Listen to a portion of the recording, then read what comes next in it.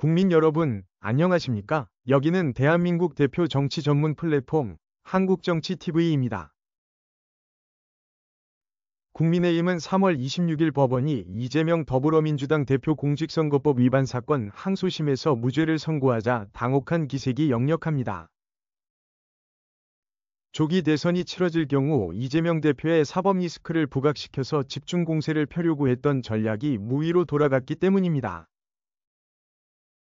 국내 언론 매체들이 보도한 내용을 종합하면 권영세 국민의힘 비상대책위원장은 이날 국회에서 기자들과 만나 대단히 유감스럽다고 말했습니다.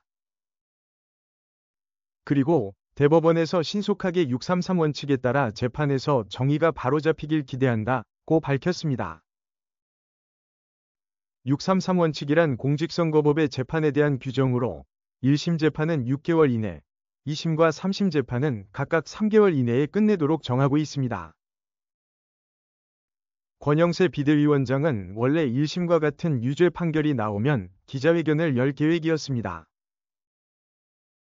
그러나 2심에서 생각하지 못했던 무죄 판결이 나오자 기자회견을 취소한 것으로 알려졌습니다.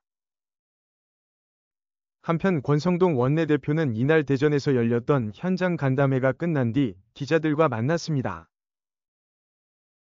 이 자리에서 권성동 원내대표는 허위사실 공표로 수많은 정치인이 정치 생명을 잃었다. 그런데 이재명 대표는 같은 사안인데도 무죄를 선고할 수 있는지 이해할 수 없다고 말했습니다. 이어서 1심과 2심이 판단 차이가 너무 커서 하루빨리 대법원에서 결정을 내려줘야 법적 논란이 종식될 것이다. 대법원에 가면 파기환송될 것이라고 확신한다고 했습니다. 한편 국민의힘 차기 대선 주자들도 일제히 검찰의 상고와 대법원의 신속한 3심 확정 판결을 촉구했습니다. 먼저 오세훈 서울시장은 이날 소셜네트워크 서비스에 글을 올렸습니다.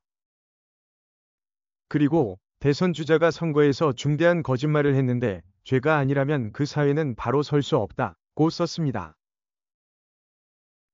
홍준표 대구시장은 무죄를 정해놓고 논리를 만든 것이라고 주장했습니다. 이어서 정치인의 진퇴는 판사가 아닌 국민이 선거로 결정해야 한다는 말을 새삼 떠오르게 하는 판결이라고 지적했습니다. 한동훈 전 국민의힘 대표는 이 판결은 정치인에게 주는 거짓말 면허증이라면서 대법원이 잘못된 판결을 신속하게 바로잡아야 한다고 말했습니다.